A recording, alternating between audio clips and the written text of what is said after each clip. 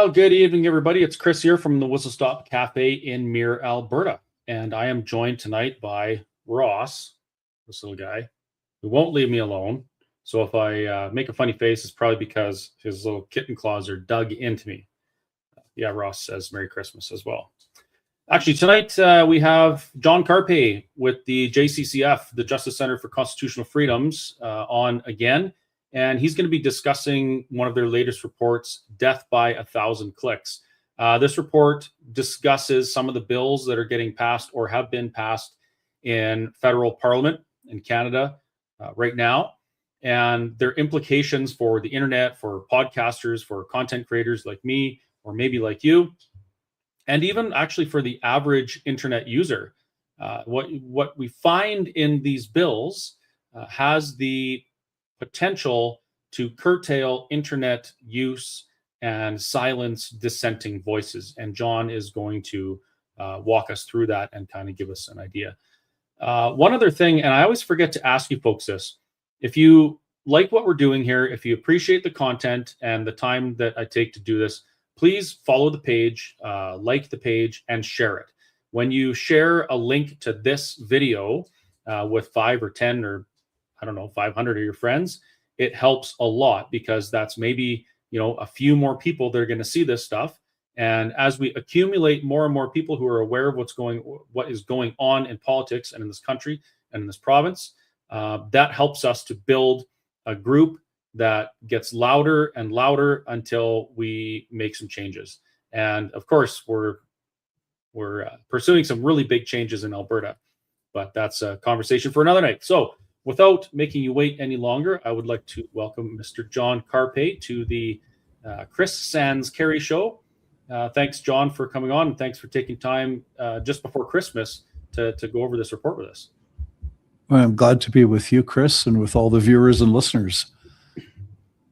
Okay, so I want to get right to it, but you mentioned in our pre-video chat that there was something that you were excited about. And it occurred to me that we should probably share this little piece of information all the time, everywhere we go, just let people know, because there's some people that didn't want to see it turn out this way. And just like bringing the good news to everybody. So what was the good news that you wanted to mention, John? Well, we defeated the Grinch that wanted to steal Big Red, the truck. Yes. So here we are just before Christmas, and we got a court ruling last week, just a few days ago, that the Ontario Crown prosecutors failed in their effort to confiscate Chris Barber's truck, Big Red, which, by the way, I was thrilled. I got to see Big Red myself. I was in Medicine Hat in October with Tamara Leach, and Chris Barber drove in from Swift Current, and 3 of us were there. And yeah, Big Red is amazing. I got to go inside, and Chris and I happened to be leaving the meeting at the same time. I could see I was driving my car. It's a small fraction the size of Big Red, but I was really worried. I'm sure Chris was even more worried. It was his truck, it's his livelihood, and the prosecutors were threatening to take it away. So we got a ruling this past Friday that the judge said no, the Crown is not taking the truck. So Chris is keeping Big Red, and it's a great Christmas gift to Chris and his family. And I just really want to thank all the people that have donated to the Justice Center in the past 4 years. We have spent probably close to $333,000, maybe a little less, maybe a little bit more, but about $333,000 have been spent on to provide criminal defense lawyers for Chris Barber in the past almost 4 years. It'll be 4 years this February 2026. So I just want to thank all the Justice Center donors. It's your donations made it possible for us to get the lawyers for Chris Barber, and the Crown has failed to take the truck. So Merry Christmas. Isn't that something, John, that in Canada in 2025, we ask Santa to give us freedom from government interference. For Christmas this year, I want the government not to take my property. That's all I want, not my 2 front teeth. I just want to keep my car. Isn't that something? Yeah. And you mentioned it's made possible by the people that donate to JCCF. I also want to point out to folks, they spent $300,000 or so defending Chris in that matter. What did the government spend? The government has an infinite trough that they can just access anytime they want. They can spend as much money as they want, our money, to do things like that to us. It's absolutely unreal, and I'm hoping that we see some big reforms in Alberta in that regard in the next few years, which we may. Yeah. Well, the Crown prosecutors in Ontario have publicly complained about not having enough resources to bring accused murderers and rapists to trial. And yet at the same time, they've devoted immense resources to seeking a mischief conviction against Tamara Leach and Chris Barber. And now, the appeal, it would not surprise me if the Crown appealed this ruling and tried to get a reversal of the judge's decision in regard to Big Red. Before we get into the report, is there any mechanism by which someone can step in and say enough is enough? Is there anybody that has that kind of power lever in law or politics that could just say, hey, you guys, this is ridiculous, let's focus on something worthwhile? Well, the independence of the prosecution services is a double-edged sword. So there's a lot of countries in the world where, the premier or the prime minister would phone up the chief of police and say, hey, I know you caught my nephew driving impaired, but he's a good old boy. Why don't you just give him a warning and let him off?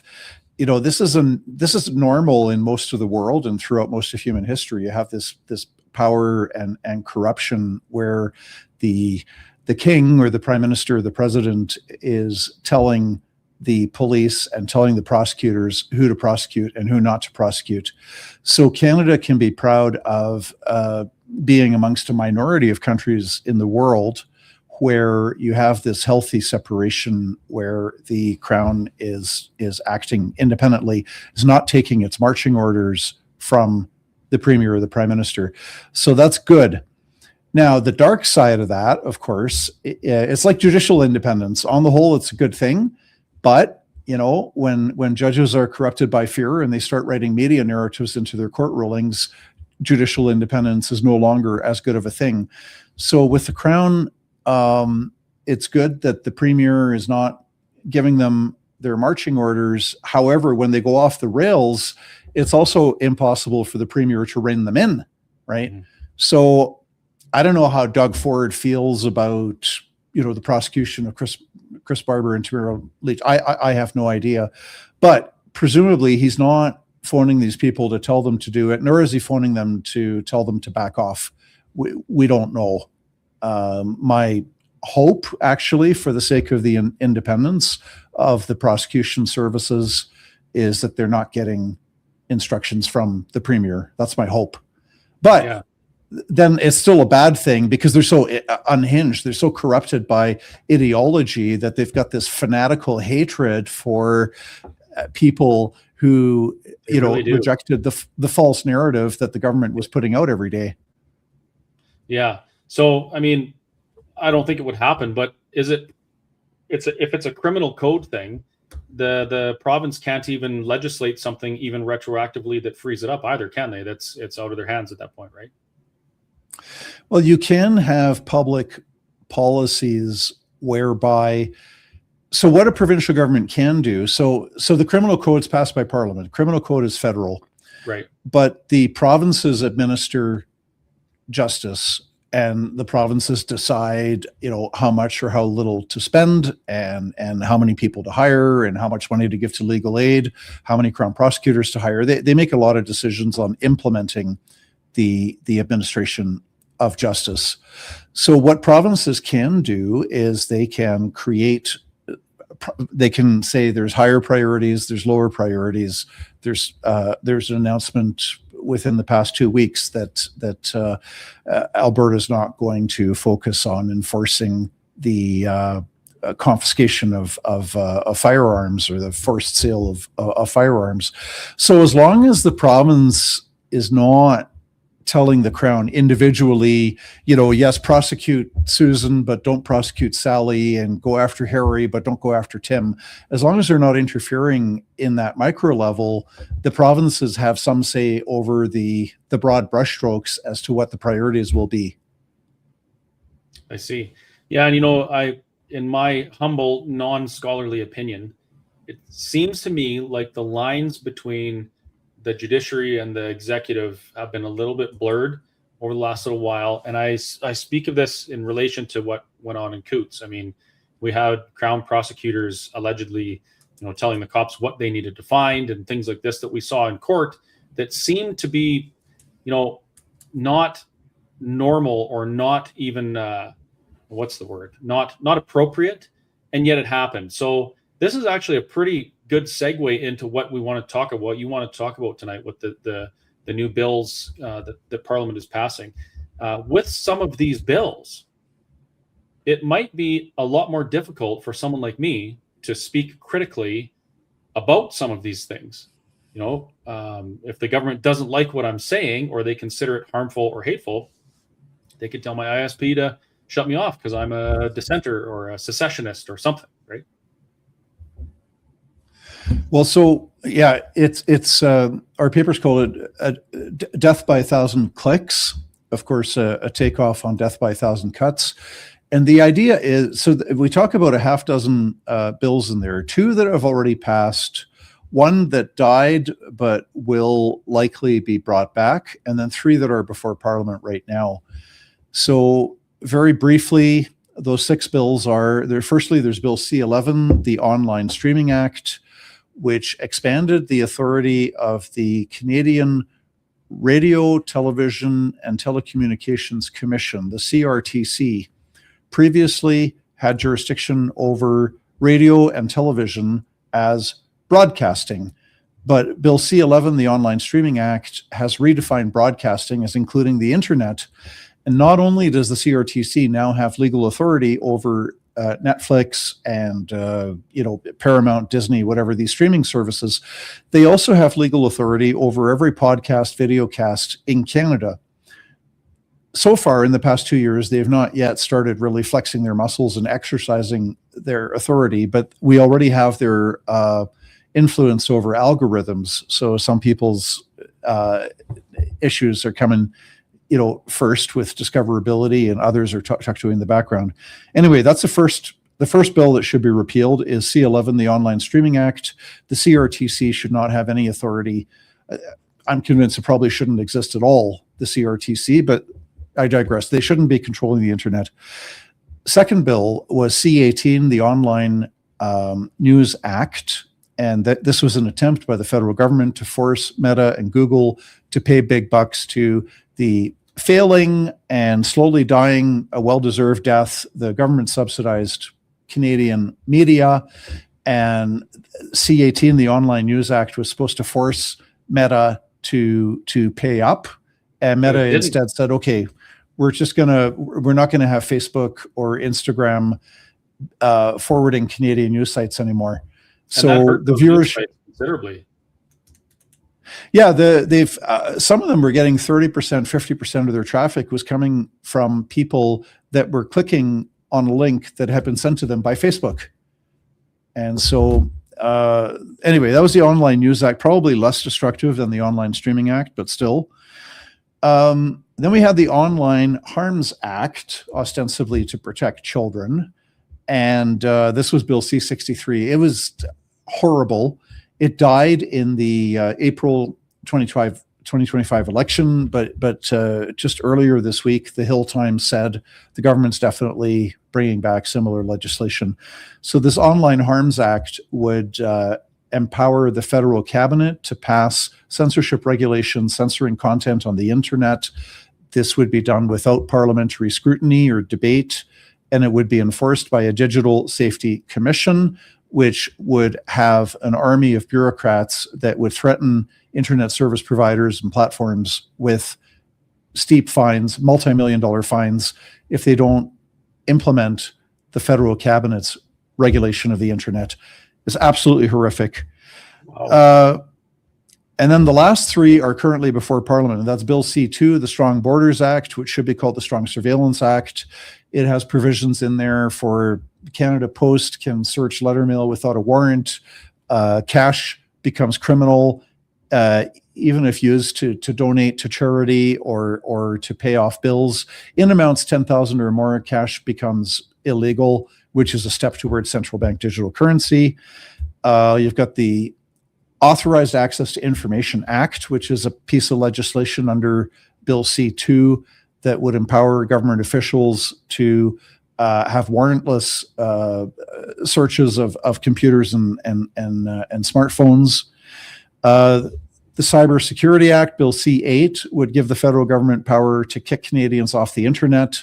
And then last but not least, currently before Parliament, coming up for a vote real soon, is Bill C9, the Combating Hate Act, which would be a big step towards becoming more like the United Kingdom, where every day over 30 people are criminally charged over their social media posts, and people are spending time in jail because they said that there's too much immigration or there's the wrong kind of immigration. They made offensive comments about immigration, and now they're in jail.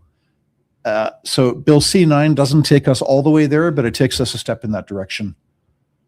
I feel like one of these bills should have somewhere in there the implementation of the Ministry of Truth or something like that. I read a book about this once, and I'm sure these things were in there. So let's imagine that all of these bills pass, and it is quite possible. I heard another Conservative MP just quit or crossed or something. So it's likely that the Liberal government under Mark Carney is going to have a majority government in short order. Now let's imagine that they pass all these bills. What would that do to this country? What would it look like here? We would become a woke police state in short order. First of all, the likely impact is massive self-censorship, where many people no longer speak their minds and just shut up because they don't want to take the risk. We already have a lot of self-censorship. I mean, you look at the case, like one of our cases in British Columbia, a mom who publicly expressed her disagreement with the sexual orientation, gender identity that's imposed on British Columbia children through the schools. And the school board says, you're not fit to host an international student. A teacher in Ontario who is publicly critical of transgender ideology, and the College of Teachers is trying to take her license away. Justice Centre providing lawyers.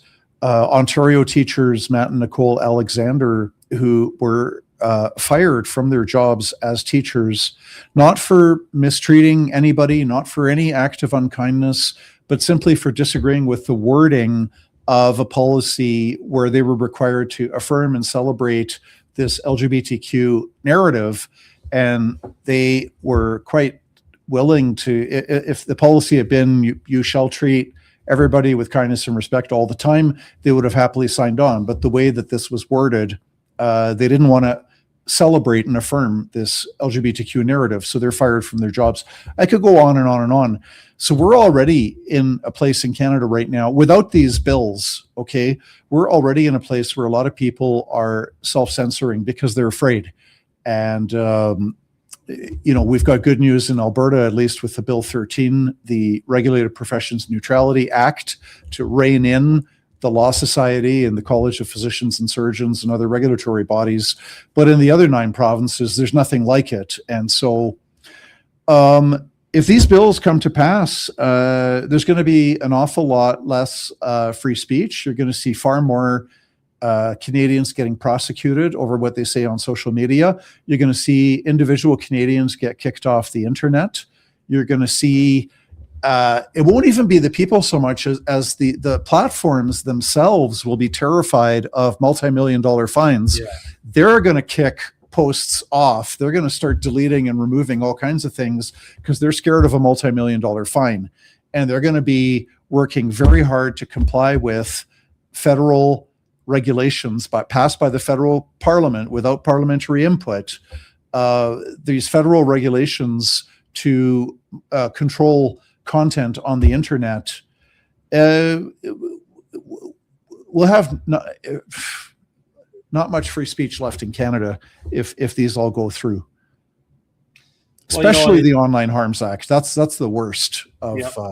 The worst of the six, in my view. But they all need each other, right? Like they're interwoven, right? Where the government gives the CRTC authority over the internet, and then we're banning Canadian news through the Online News Act, and then we're giving the government power to demand subscriber data through the Bill C2. They're all interwoven together to turn us into a woke police state. And you mentioned self-censoring. I think self-censoring is that'll probably be the biggest part of it. I actually found myself censoring myself over, a period of a few years. I guess it started when, we all of the sudden men could be men one day and women the next day. And I was like, well, no, that's not actually correct biologically, factually, or anything. And I wouldn't talk about it because on the internet, you would get lambasted for saying, just a biological fact.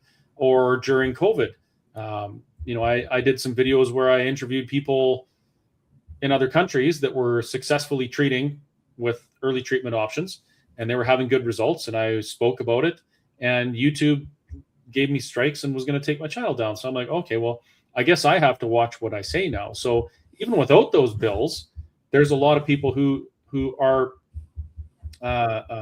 not willing to say what they really believe. So if that's the case, I know I'm not the only one. I'm not like that now, though. Do we live in a free country? Well, partially. It depends what you compare it to, right? We're very far away from the ideal of where we should be. However, if you compare us geographically with other countries, I mean, Canada is still, compared to communist China, compared to Russia, compared to North Korea, compared to most of the world's countries are dictatorships, and you cannot criticize the government. You and I tonight, if we wanted to, we could say all kinds of bad things about Mark Carney, and you could say is the worst prime minister in Canadian history. You say whatever you want, right? You're probably not going to get the police knocking on your door. But there's countries in the world where if you say bad things about the president, especially if they're true, you'll suddenly find yourself locked up in jail with a fake bogus charges. You're charged with fraud or rape or murder or theft or something, and it's because you've criticized the president. So compared to most countries in the world, we still have a lot of free speech left in Canada, and it's just imperative, crucial for Canadians to exercise the freedoms that we do have. Now, compare it to an ideal state. No, we're far away from that. Where you see like Nurse Amy Ham in BC losing, or she didn't lose her license. Sorry, she's found guilty of professional misconduct because she says that there's two genders. And shame on all the other nurses in British Columbia that didn't say the same thing. If there had been 10,000 nurses or 1,000 nurses, even 100 nurses in British Columbia that had come out and said, I stand with Amy Ham, there's only two sexes, and women deserve safe spaces where men may not enter, like bathrooms and change rooms. If there had been other nurses in BC that had spoken up publicly, then the BC College of Nurses and Midwives could never have gone after Amy Ham. But, unfortunately, there's seem to be, as far as I know, there's no other nurses in BC that are willing to speak out publicly, even though I'm sure the majority agree with Amy Ham that there's only two sexes. They're just self-censoring. They're self-censored, and they're terrified, right? But the fact is, again, even if it's only 100, right? I mean, I'm sure there's probably tens of thousands of nurses in British Columbia, but if it was 1,000 or even 100 nurses went on to X and said, we stand with Amy Ham. I'm a registered nurse in British Columbia. There are only two sexes. Women deserve safe spaces. I love J.K. Rowling, whatever. And just put that on X. The college can't possibly, they don't have the resources to commence disciplinary proceedings against 100 nurses overstating biological truth.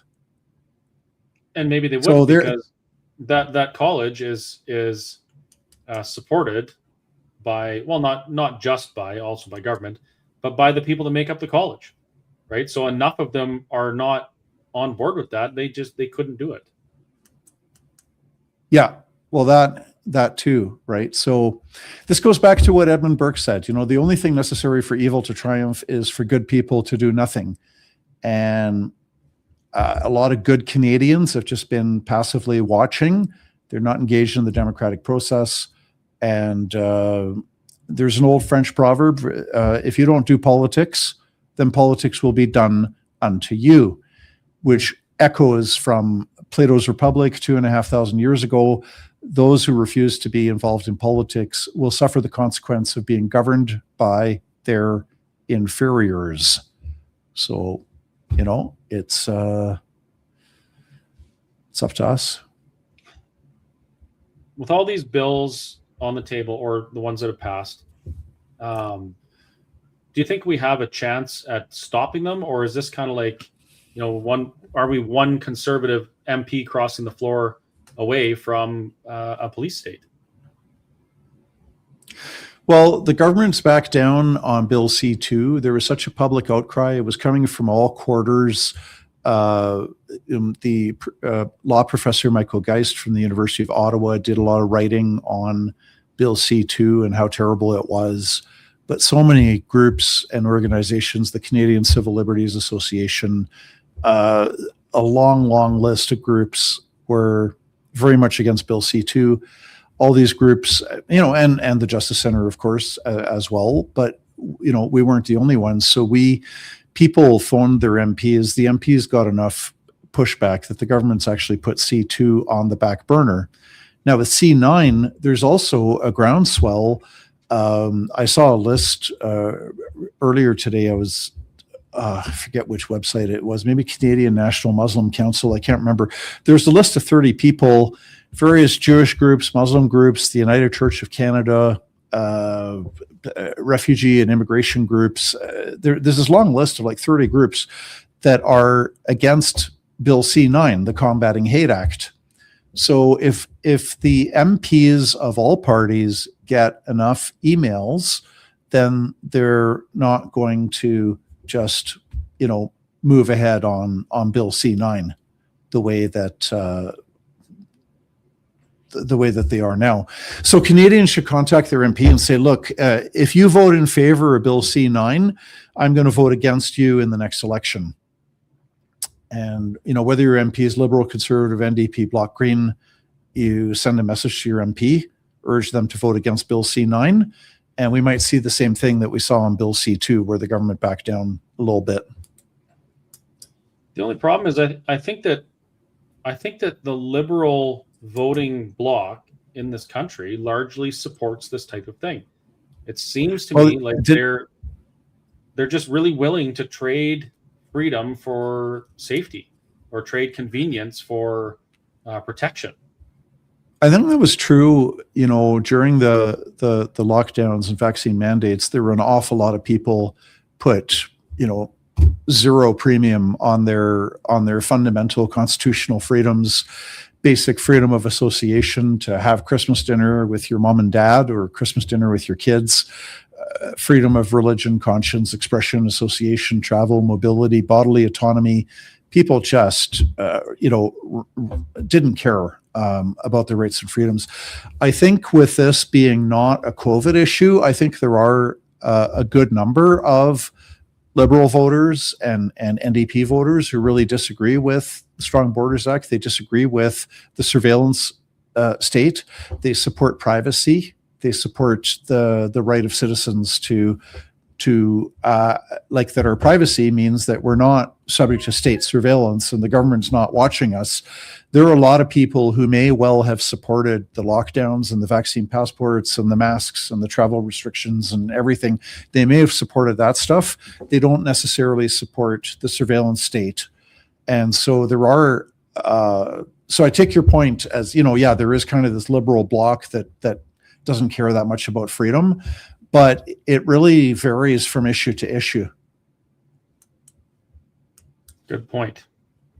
Now, I know the JCCF doesn't take a position either way regarding Alberta sovereignty, but considering telecommunications is a federal jurisdiction, is there any way that a province could flex its sovereignty muscles with something like, the Alberta sovereignty within the United Canada Act, or something similar to that, to shield against any of these things, or are these more of a broader national issue that the provinces can't really shield from?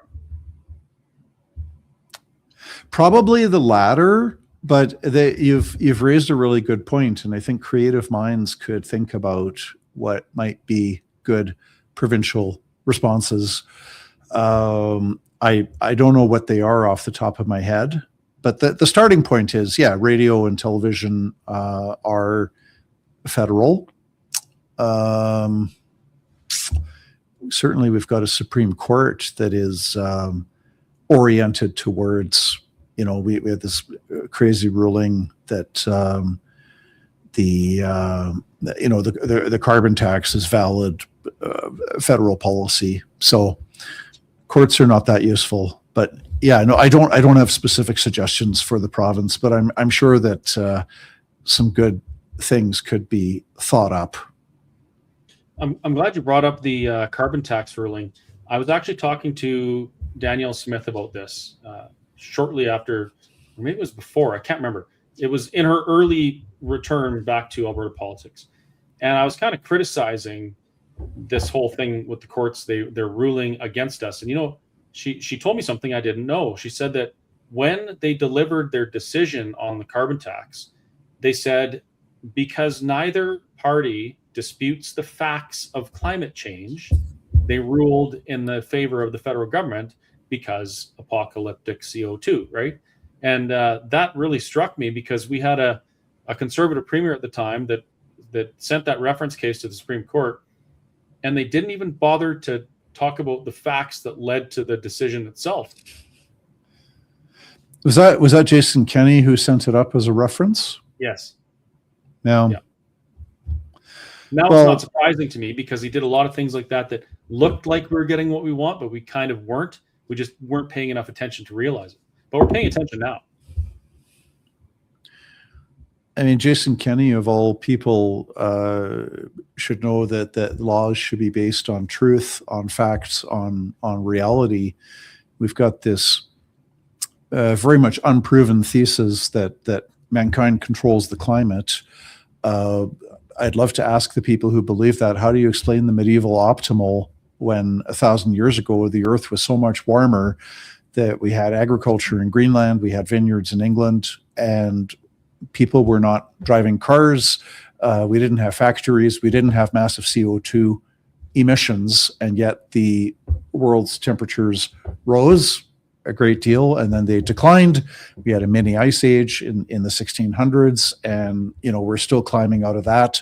You've got just the last 2,000 years, never mind the millions, just the last 2,000 years, you got these ups and downs in climate. Climate change is real.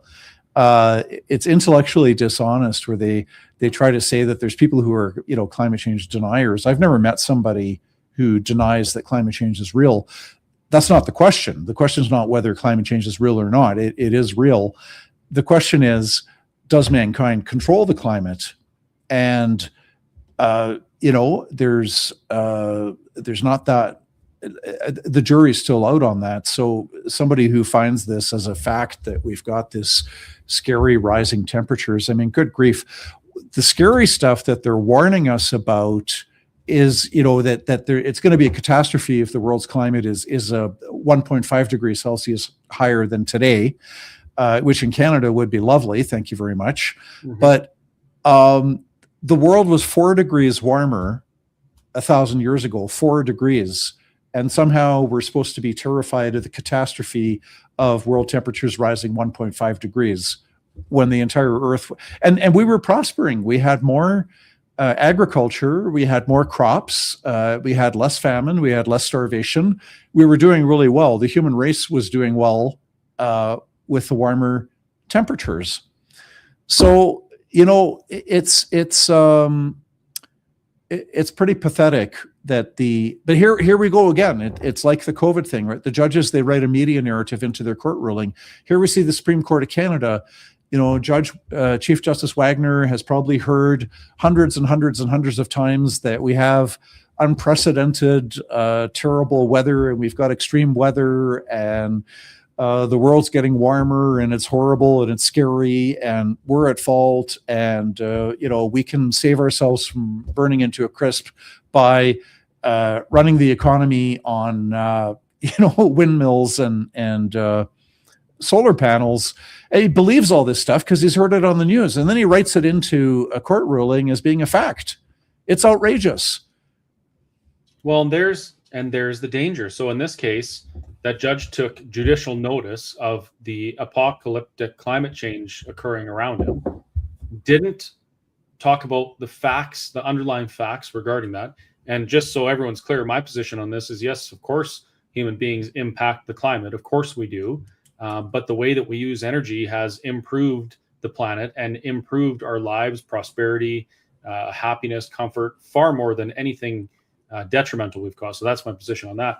But back to the court thing, a judge could theoretically take judicial notice of something like, I don't know what a good example is, anti-something rhetoric, and not bother with the facts and just sentence a content creator to some fine or jail or something like that because this threat exists that he takes notice of without looking at the facts to prove it.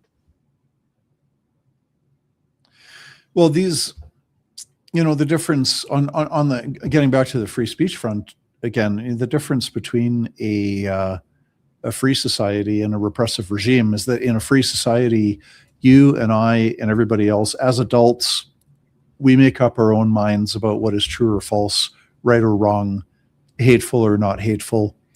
In a repressive regime, it's the government decides on our behalf what the truth is. And the government decides, this is hate and this is misinformation and this is disinformation.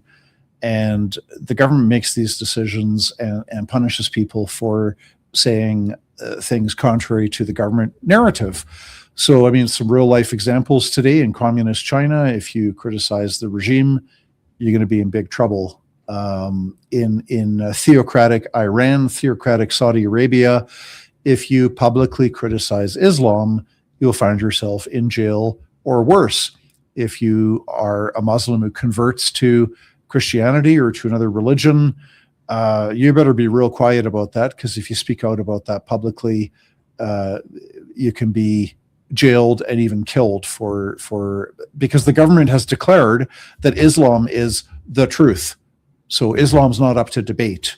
Maybe the theologians can, debate nuanced points, but they can't fundamentally challenge Islam because the government is deemed to be the truth. So where we're going in Canada, we're partway there, is the government has determined that woke ideology, equity, diversity, inclusion, LGBTQ narrative, that is the truth. And if you publicly speak out against what the government deems to be true, you're going to get in trouble. And it doesn't matter if you got a dozen letters after your name, you've written hundreds of papers and dissertations, you've spoken at seminars. If you refuse to call somebody by a made-up pronoun, you'll be dragged through the mud, relieved of your position, and eventually sentenced to reprogramming, like our friend Jordan Peterson had happened to him. Yeah. Well, here in Alberta, our friend Dr. Eric Payne, he wrote a lengthy letter about the vaccine in 2021. He outlined his concerns. It's got dozens of footnotes. It's fully referenced. He asks questions. And there's not a single person in Alberta, not the Chief Medical Officer, Dina Hinshaw, not the Premier, Jason Kenney, not the head of Alberta Health Services, not the College of Physicians and Surgeons. There's nobody in Alberta that will respond to Dr. Eric Payne's letter, except he is, fired from his job and removed from his position and punished. but there's nobody that will refute what he has to say when he raises concerns about the COVID vaccine. So that's an example of how a repressive regime works. They have determined the truth already, right? Jason Kenney and Dina Henshaw and Alberta Health Services and College of Physicians and Surgeons, they've decided what was the truth. And anybody who departed from it would be punished. And people were punished. Pastors locked up in jail, doctors forced out of their jobs, doctors who lost their jobs, students kicked out of university by Jason Kenney with the vaccine mandates. That's repression. That's how a repressive regime operates. It knows that it has the truth and will punish those who disagree. Doesn't our Constitution and the Charter of Rights and Freedoms protect us against some of these things? Well, they should, but our culture is out of whack. Culture governs everything, right? If you change the culture, the politicians and the judges will follow. So we have in Canada, maybe not you and I and people listening, but we in sort of a vague, general, collective Canadian sense, we have let things slide the last 40, 50 years. We're very lackadaisical. We don't really care whether our kids are learning history in schools. Our kids have been exposed to a very biased version of government as all good and all wise and always has our best interest at heart.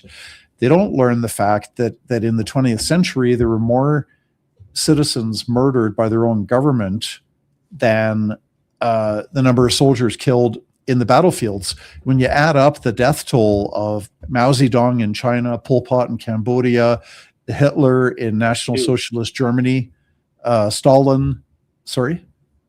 I said the number is huge. It's huge. I mean, tens of millions of people murdered by their own government, right? So we're in a pickle because we've had decades of very unbalanced, very biased indoctrination into this notion that government is always good and always trustworthy and always has our best interest at heart and always wise, always makes good decisions, and we should trust government. We've got a generation or two or three educated into this mindset where you just blindly obey government and you don't use your head. And so, and we also have a huge gap in kids not learning, and people who are today adults, they don't know anything about history. And if somebody's ignorant of history, you can convince them of anything. Yes. Because it's just like they were born yesterday. They don't get it. So history has been largely removed. It's not from the schools in the last 50 years. So people have this very biased, distorted, unhealthy affection for government. They don't see that government also has a dark side. And so we need cultural transformation. That's going to take years, even decades. Unless and until we get the cultural transformation, then the charter is not worth all that much. Yeah, and that's I keep coming back to that as I think about these things, and I've been doing a little bit more writing, a little more thinking, which is tough for me because I'm just a roughneck. But it really does come down to that. The moral decay in the society is what allows these things to happen. I mean, we can try and elect politicians that align with our values all we want, but if society has descended into moral ambiguity and even, immorality, they won't vote for the people that want to do the right thing anymore, right? So then it becomes, well, now we're not talking about politics. Now we're talking about sociology, and we're talking about spirituality and all sorts of other things, not just changing the ideas, but changing the way people feel about things, their worldview. And that's not political. It's not revolution. That's more of like a revival thing, right? And I think we're seeing a little bit of that in the United States. I don't know if Canada is going to follow suit, but I feel like at least in some parts of the world, people are experiencing a change in the way they actually view the world, and they're going back to some of the moral values that they used to hold before they were forced to self-censor and wouldn't stand up for women's spaces or things like that. There's always one thing I find very encouraging, and I'll share this because we're just pre-Christmas. I had the privilege of being able to go behind the Iron Curtain twice, in 1984 and 1987. The Cold War was in full force, but I had some pen pals in Poland. I'm not Polish, but I visited Poland in 1984 and 1987. On my second trip there in 1987, Gorbachev was in power in the Soviet Union, and older folks, people over 50 or people over 40 might remember Gorbachev was bringing in glasnost, which is transparency, and perestroika, which is restructuring or reformation. And, people in the West were watching, and there was debate, is this guy for real? Are these changes, is it all a facade or whatever? So when I was in Poland, Christmas 1987, and through my pen pals did translation for me. So I asked different people, with Gorbachev being in power in the Soviet Union, has anything changed in Poland? And the firm conviction of everybody I heard from was nothing can change, nothing has changed, nothing will change. The people who are in power right now are too invested in, they're benefiting from the status quo. We're not going to see any change. Well, lo and behold, less than 2 years later, the Berlin Wall crumbled. 70 years of Soviet tyranny came crashing down. They had free elections in Poland. And yet in 1987, nobody saw that coming. And then yet 2 years later, right? So history is full of surprises. So it's just important for you and I and everybody else, people who love truth and freedom and justice, to keep on speaking out and exercise our freedom of expression, exercise our freedom of association, support the independent media, support your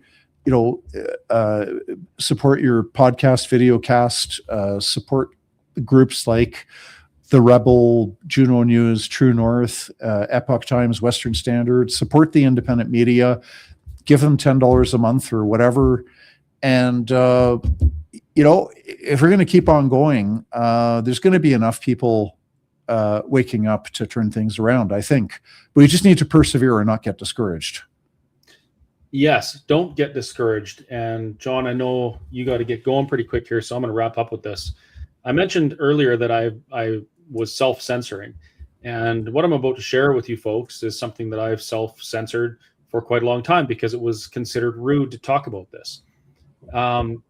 If you're concerned about what you see going on in the world and you don't know what to do, you don't know what to do about politics, you feel it's hopeless, there is an actual instruction manual for your life that will tell you exactly what you need to do. And it was written a couple thousand years ago. It's called the Bible. I mentioned that this is a moral thing and a spiritual thing, what we're experiencing in our lifetime. If you feel hopeless and you don't know what to do, get back to your roots. Start connecting with your Christian friends and neighbors. Start having the conversations. Read your Bible. Go back to church. If you're worried that central bank digital currency is going to make it so that you have to make a choice of whether or not you're going to do something and take a mark to buy or sell, you should probably connect with your spiritual roots.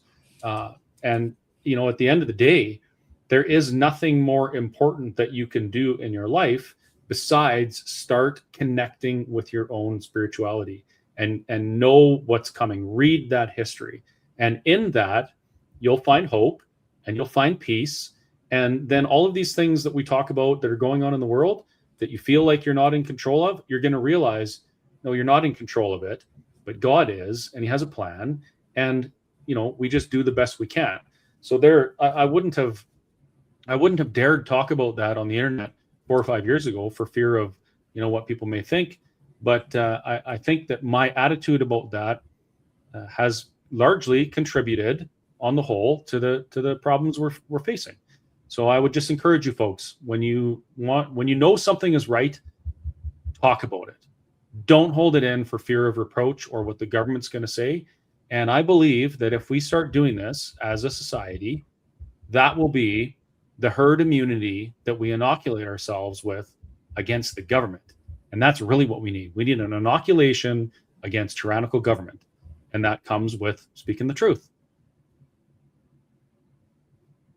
Right on, Chris. No, I agree with you. I mean, it's important for people to be engaged in the democratic process, and it's important to exercise their charter freedoms. And in conjunction with that, I mean, a society is only as good as the people who make up that society. And so the way that we get a better society is through better people. How do we get better people? Well, that's through individuals turning to spirituality, turning to their roots, turning to the scriptures to improve themselves morally, right? Because that's the more virtuous that people are, virtuous meaning people, being courageous, generous, kind, the more virtuous that people are, the happier of a society that we are going to have. So all that to say, I agree with what you just said, Chris.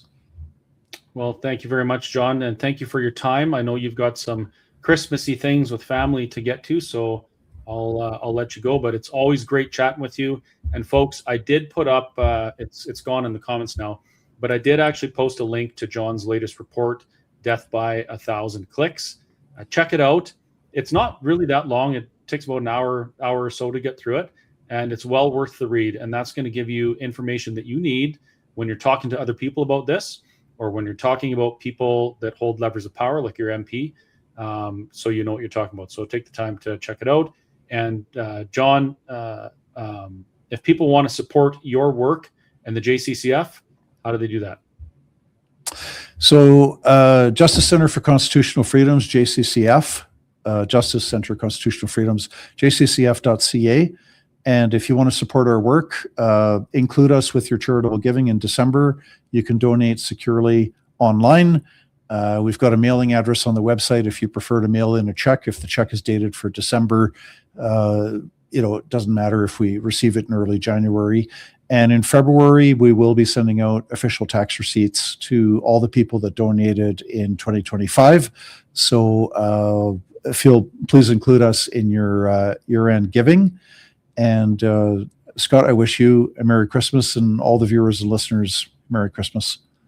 And to you as well. Thanks again, John. JCCF, Thank you. Saving big trucks from the crushers since 2025. Well done. Thank you. Have a good night. Good night. Well, there you go. Just shy of an hour. Hopefully that was worth your time. I appreciate you guys sticking with us and watching that. Please really take the time to go and read that report that John wrote with JCCF. It's well worth the read. 5 years ago, I wouldn't have given, two thoughts about reading legislation or paying attention to what's going on in Parliament. And look where we're at now, right? We didn't get here overnight. We got to a place where we're starting to watch our freedoms be stripped away and crumble in front of us over a period of decades.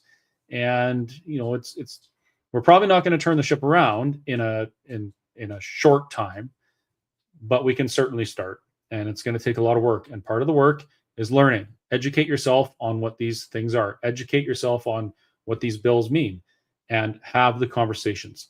Stop living by the rule that it's impolite to talk about religion and politics. Politics affects your life every single day, actually from before you are born until after you die. Politics and political decisions affect your life. And religion affects your entire life and your afterlife. So they're very, very important things. So the idea that it's rude to talk about them or impolite is very, very counterproductive. Don't be scared to have those conversations, especially now at Christmas time. We're about to celebrate the greatest gift ever given to mankind, which is the baby, Jesus Christ, born in a manger. And he gave us a gift that we could never repay. And, thankfully, by grace. It doesn't require anything from us. So there you go, folks. John Carpay, JCCF. You heard how to support him in the JCCF. They helped Chris keep his truck. They're helping keep us informed. And if you find yourself on the other side of the law or policy, fighting for your constitutional rights, the JCCF may just be there for you too. Have a great night, everyone. I won't be back until after Christmas, except for a few short little videos. But have a wonderful Christmas season with your friends and family. And may you experience the hope and peace that comes from the gift we got at Christmas. Night all.